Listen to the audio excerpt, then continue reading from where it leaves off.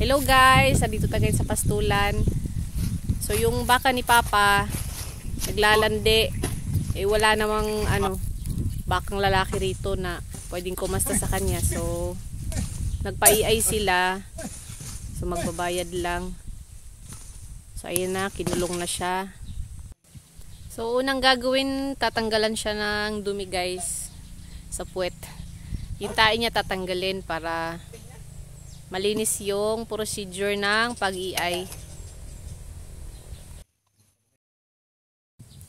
Yawa, maraming tae si itim Hindi pa naubos ang tae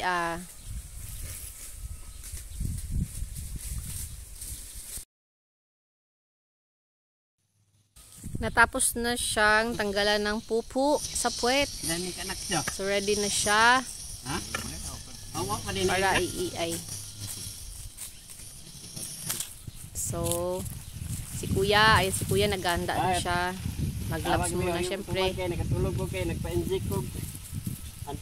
So ayan lang, ituturok na. May maliit na tubo. So sa dulo niyan may karayom guys. Ang laman ng tubo na yan is ang similya ng baka. Ituturok doon sa kanyang matres. Similya niyan Brahman din daw yata. Yun ang request nila, Brahman daw So ayan lang, ganyan lang kasimple ang pag-iay sa baka. So ngayon ko lang din to nakita guys.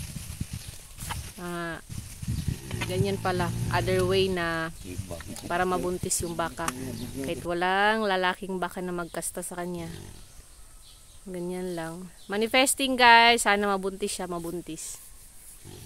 Kasi yung white na unang bakang lumandi, mga last month lang, nabuntis naman na. Legit na, nabuntis na siya. So ayan, tapos na ang pag-iay.